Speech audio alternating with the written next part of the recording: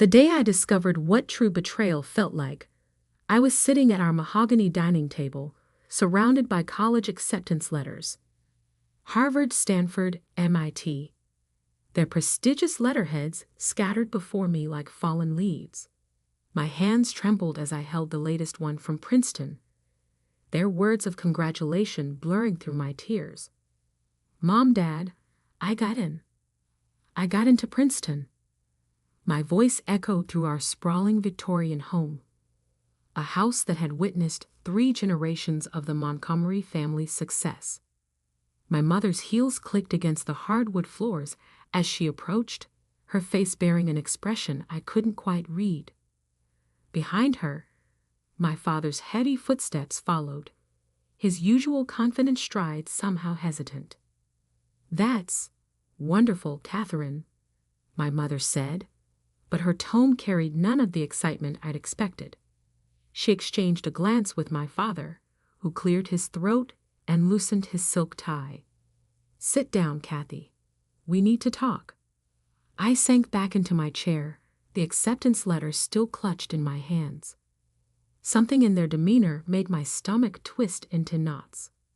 "Your brother William," my father began, "his tech startup is showing incredible promise. The prototype he's developed could revolutionize renewable energy storage." He paused, adjusting his glasses. "But he needs significant funding to take it to the next level." My mother stepped forward, her manicured fingers trailing along the table's edge. "We've decided to invest in his company. It's a remarkable opportunity, one that could secure the family's future for generations." "That's great," I said, though uncertainty crept into my voice. "But what about my college tuition? The fund you've been saving since I was born?" The silence that followed felt like a physical weight pressing against my chest. "Catherine," my father said firmly, using my full name. "Never a good sign. We've made the decision to use your college fund to support William's venture. It's what's best for the family." The world seemed to tilt on its axis. "What?" "But that was my money. You promised." "Don't be selfish, Catherine," my mother cut in sharply. "William's project could be worth millions. You can take out student loans like other people do, or maybe consider a local community college for a few years." I stared at them, these people who had raised me, who had always preached about the importance of education, who had spent years encouraging my dreams of attending an Ivy League school. Now they stood before me, calmly destroying those dreams to favor my brother. Again. William had always been their golden child. 4 years older than me, he dropped out of college to pursue his entrepreneurial dreams, while I spent my high school years maintaining a perfect GPA, serving as class president, and winning national science competitions. William bounced from one failed startup to another, each time convincing our parents to invest just a little more. "How much?" I asked, my voice barely a whisper. "What?" my father frowned. "How much of my college fund did you give him?" My mother shifted uncomfortably. "All of it. The full $289,000. The number hit me like a physical blow. Nearly $300,000 gone. Every birthday check from grandparents, every summer job earning, every penny saved for my future, handed over to William without a second thought." I stood up so abruptly my chair toppled backward. "Did you even consider asking me? It's my money." "Catherine Elizabeth Montgomery," my father's voice boomed through the dining room. "That is enough. This decision is final. William's project needs this investment, and as part of this family, you need to support what's best for everyone." "Best for everyone?" I laughed, but it came out more like a sob. "Or best for William?" "Your brother has vision," my mother said defensively. "He sees opportunities others can't. Sometimes that means taking risks. Risks with my future, I shouted, surprising even myself with the volume. What about my vision? My opportunities? My father's face hardened. If you can't understand the importance of supporting your family's interests, perhaps you're not as mature as we thought. Go to your room until you can discuss this rationally. I stood there, 18 years old, being sent to my room like a child for daring to object to having my future stolen. In that moment, something inside me shifted. A fundamental change in how I saw my family, my place in it, and what I needed to do next. Without another word, I turned and walked upstairs to my room. But instead of collapsing on my bed to cry, as they probably expected, I pulled out my largest backpack and began to pack. Essential clothes, my laptop, the emergency credit card I'd never used, and most importantly, my documents, birth certificate, social security card, passport. My hands moved methodically, my mind surprisingly clear despite the chaos of emotions swirling inside me. From my sock drawer, I retrieved the $200 I'd saved from my last tutoring sessions. Money I hadn't added to my college fund because I'd planned to use it for Princeton merchandise once I got in. Now it would serve a different purpose. As I packed, memories flooded through my mind. William's first failed startup, a social media platform for pets that burned through $50,000 our parents' money. His second attempt, a cryptocurrency that lasted 3 months before collapsing. Each failure met with encouragement, support, and more funding, while I was told to be practical about my dreams. The sound of the doorbell interrupted my thoughts. Through my window, I saw William's Tesla pulling into the driveway. Of course he was here, probably coming to collect his latest handout. I could hear their voices drifting up from below. William's charismatic laugh, my mother's adoring tone, my father's proud rumble. The perfect family moment, complete with their perfect son and his perfect excuses for needing more money. Opening my laptop one last time, I wrote 2 emails. The first to Princeton. Dear Admissions Committee, with deep regret, I must decline your offer of admission. Due to unexpected financial circumstances, I will be unable to attend Princeton University this fall. Thank you for the opportunity. Sincerely, Catherine Montgomery. The second email went to my parents. Mom and Dad, you've made your choice, and now I'm making mine. Don't look for me. Don't try to contact me. I'll find my own way without the family money or the family name. Catherine. I hit send, then removed the battery from my phone.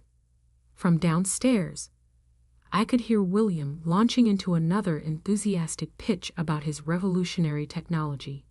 In his world of dreams and schemes, $289,000 was probably just another number, just another stepping stone to his imagined success. But for me, it was the last straw. Slinging my backpack over my shoulder, I took one final look at my room, at the debate team trophies, the science fair medals, the honor roll certificates, all evidence of a life spent trying to earn the approval of parents who would always choose William first.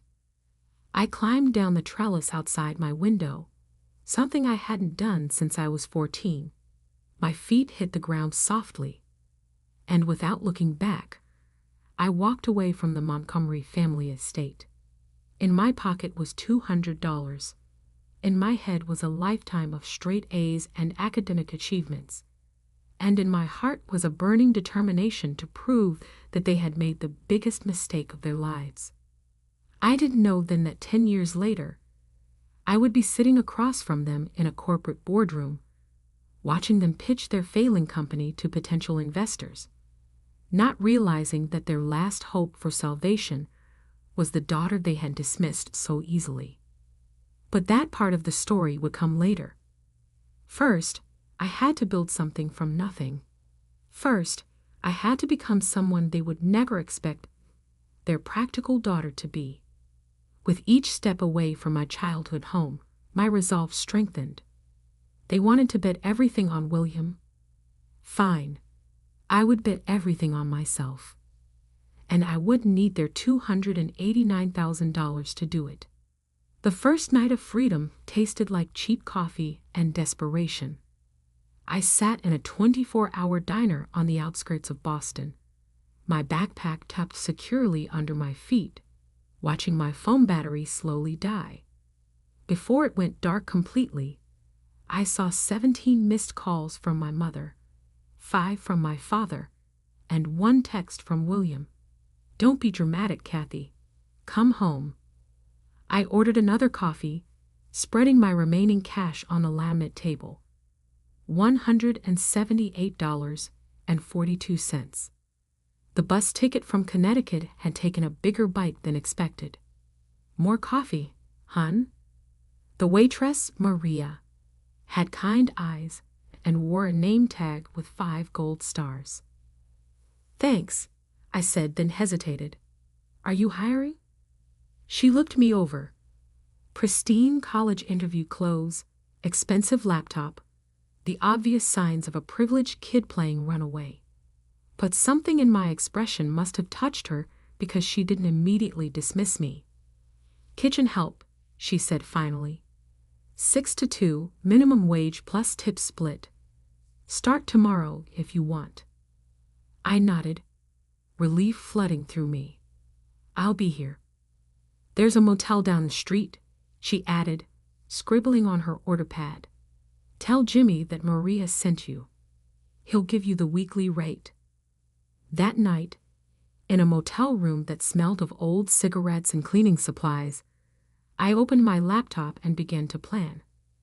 The Princeton acceptance letter was still in my bag, a reminder of the future I'd just lost.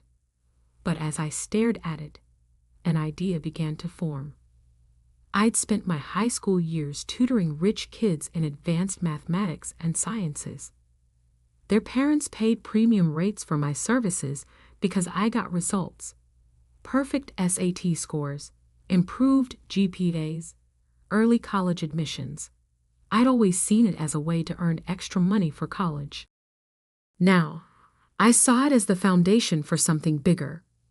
Opening a new document, I began to type: Elite Academic Consulting Specialized Tutoring and College Admissions Guidance founded by a Princeton-accepted scholar.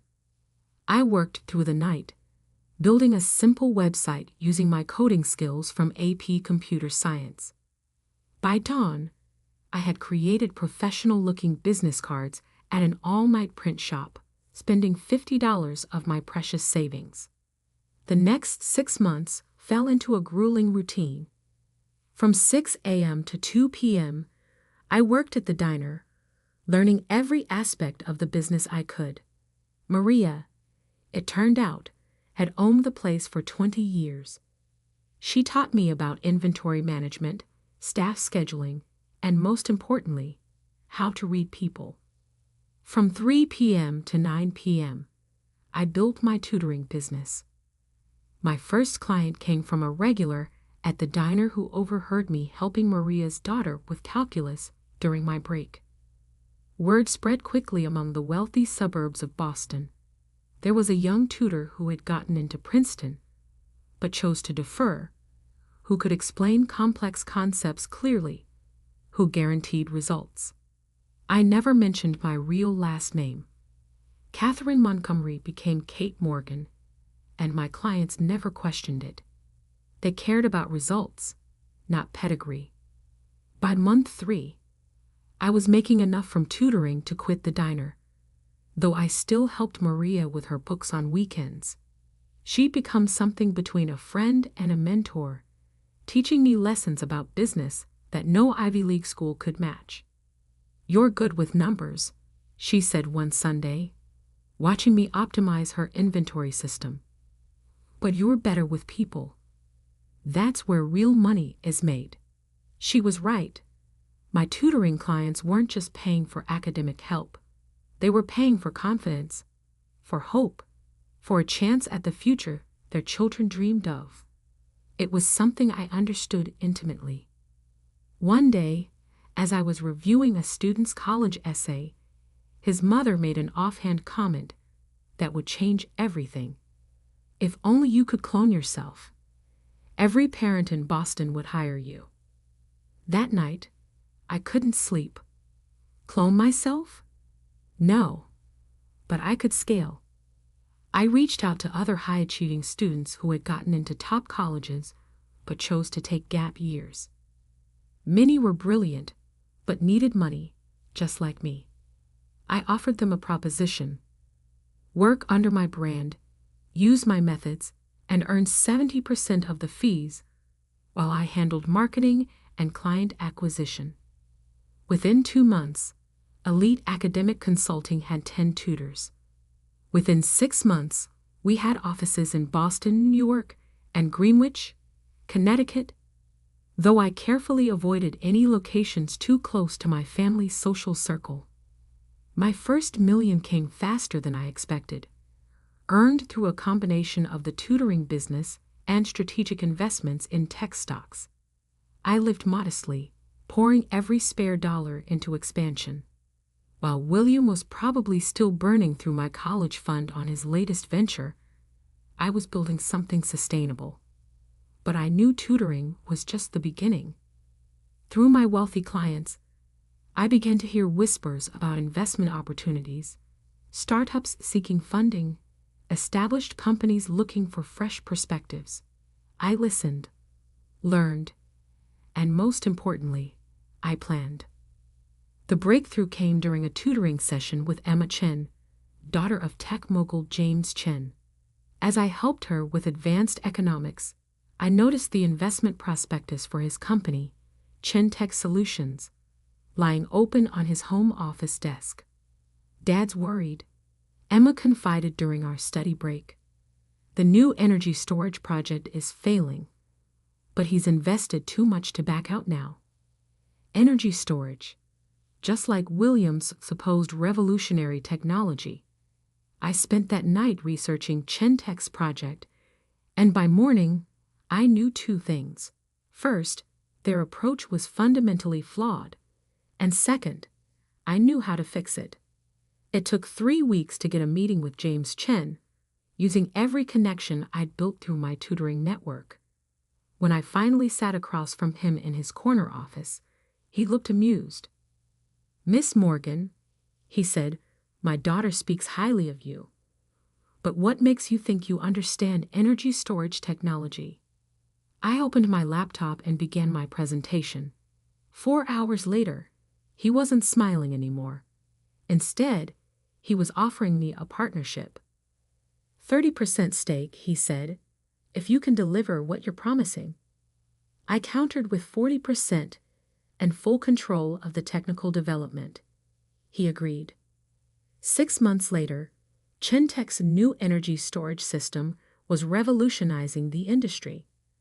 The technology that William had dreamed of creating, I had actually built, though under a different name and with a different company. My net worth jumped to 9 figures overnight. But I wasn't done. Using Chen Tech's success as a springboard, I began acquiring struggling tech companies, particularly in the energy sector.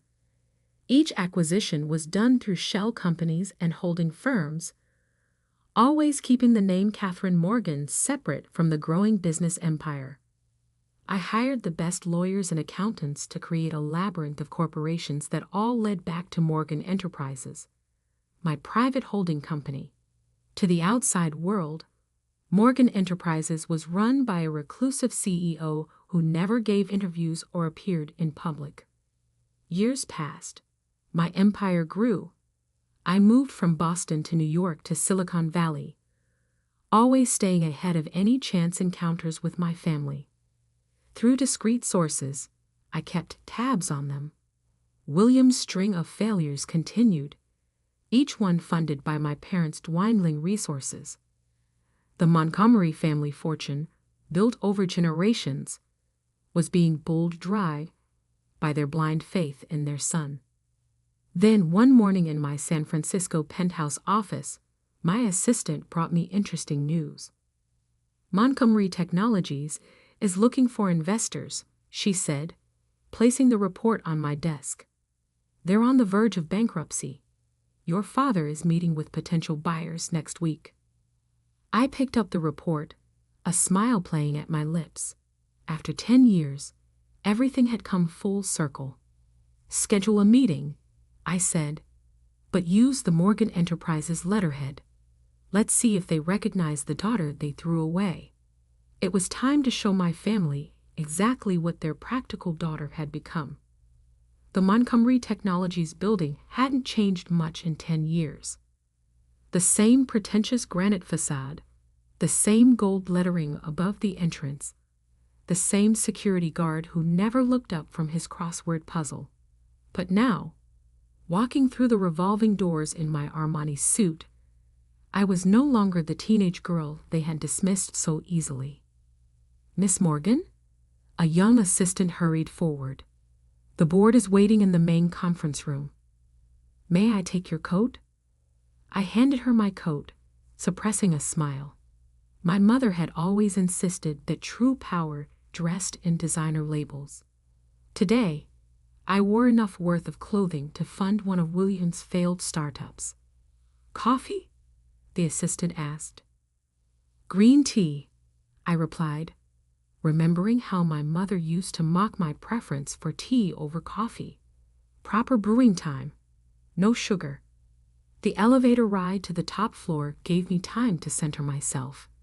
10 years of preparation had led to this moment.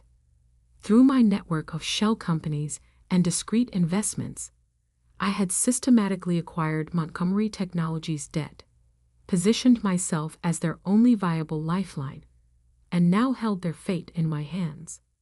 The conference room doors opened to reveal a scene that almost made me laugh. My father, Robert Montgomery, sat at the head of the table, though that position would soon be mine. My mother, Elizabeth, perched beside him, her perfect posture betraying her anxiety. And William, my dear brother who had burned through my college fund and much of the family fortune, slouched in his chair, tapping away at his phone. Miss Morgan, my father stood, extending his hand. Thank you for coming. We've heard remarkable things about Morgan Enterprises. I shook his hand firmly, noting the slight tremor in his grip. The great Robert Montgomery was nervous. Good. Please, I gestured for him to sit. Let's discuss why we're here. For the next hour, I listened as they presented Montgomery Technologies' current situation. The company needed a $50 million cash injection just to stay afloat. Their stock had plummeted 70% in the last quarter.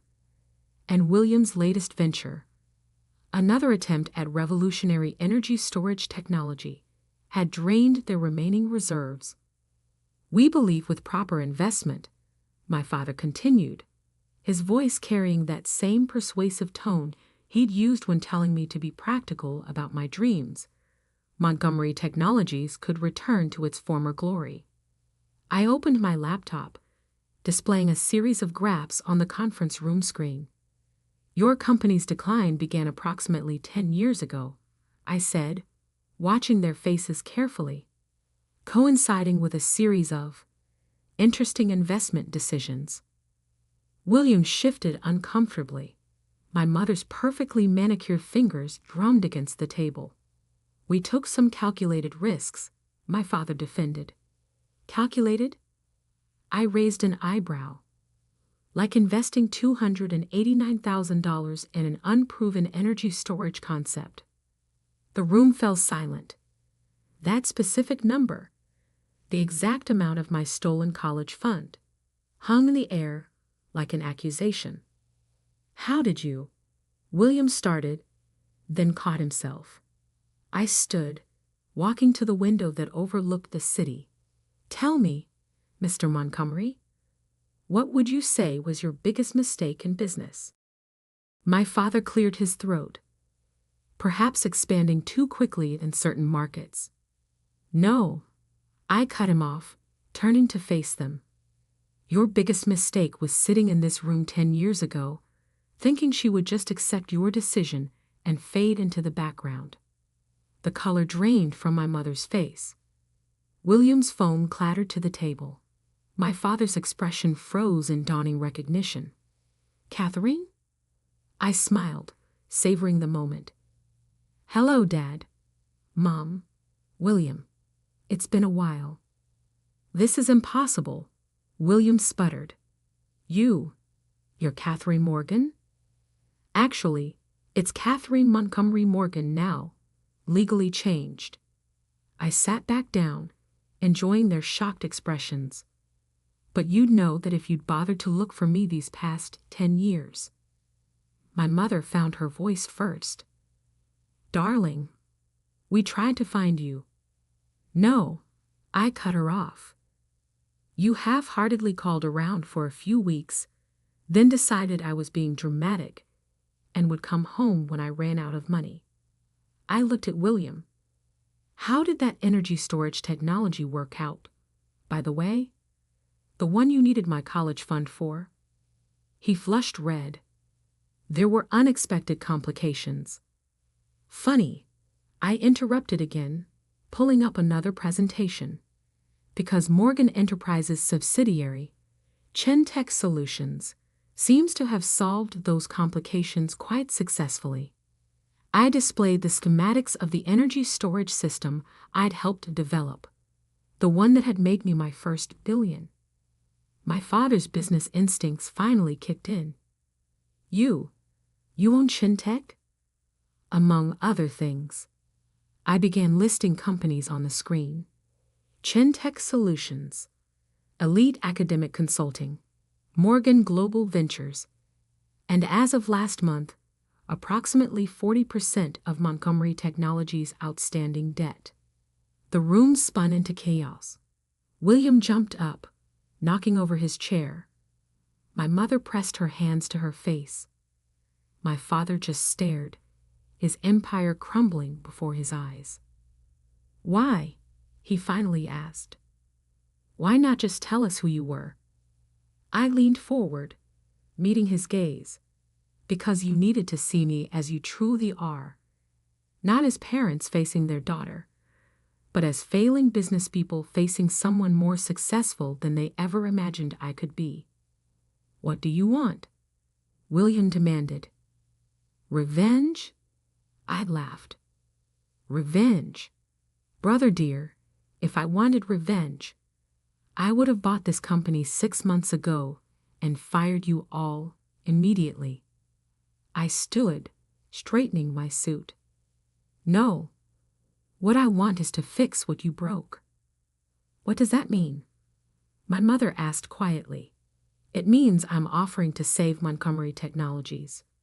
Full debt restructuring, capital injection, and technological partnership with Chentech Solutions. I paused, letting that sink in. But there are conditions. My father's business mask slipped back into place. What conditions? First, William is out. No more positions, no more investment in his ventures, no more draining company resources. William started to protest, but my father silenced him with a look. Second, you and Mom retire, Dad. The company needs new leadership, not nostalgic devotion to failed strategies. And third? My mother asked, her voice barely a whisper. Third, I smiled, you all admit that sending me away was the best thing you ever did for me. Because everything I built without the Montgomery name, without the family connections, and without your money. Silence fell over the room. My father looked at the empire I'd built, displayed on the screen behind me. My mother's eyes filled with tears.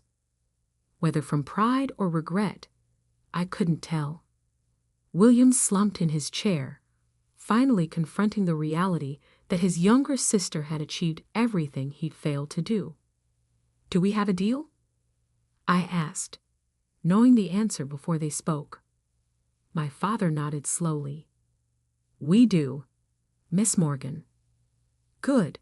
I gathered my things, preparing to leave. The papers will be drawn up by tomorrow. Oh, and Mom. I paused at the door. The local community college you suggested. They're one of my charitable foundation's biggest beneficiaries now. Turns out practical decisions can lead to extraordinary results. I walked out of the conference room, out of the building that had once represented everything I couldn't have, and into the waiting car where Maria, my first boss, now my company's chief operating officer, waited. How did it go? She asked, handing me a perfectly brewed green tea. Exactly as planned, I replied, taking a sip. Though I think I'll keep the diner story out of the official company history. She laughed. Are you sure about this? Saving their company after everything they did. I looked back at the Montgomery Technologies building, thinking about the scared 18-year-old girl who had left home with just $200 and a determination to prove herself. You know what I learned in that diner, Maria? Sometimes the best revenge isn't destroying what others built. It's building something so much greater that they're forced to acknowledge their own mistakes. And did they? I smiled, thinking of my father's face when he realized who I was, of my mother's tears, of William's final defeat. They will. Every time they see the new company letterhead, Montgomery Morgan Technologies. You're keeping the Montgomery name. Of course, I said, opening my laptop to check the markets. After all, I did promise to support the family business. I just did it my way. As we drove through the city, past the skyscrapers and offices that had once seemed so far out of reach, I thought about that acceptance letter to Princeton, still preserved in my office. I had framed it alongside my first business license, my first $1 million contract, and a simple name tag that read Kate, server, from a certain 24-hour diner. Sometimes the best future isn't the one that's planned for you, but the one you build for yourself. $1 at a time. One dream at a time. One victory at a time. And sometimes, just sometimes, $200 and an unwavering belief in yourself is worth more than all the family fortunes in the world.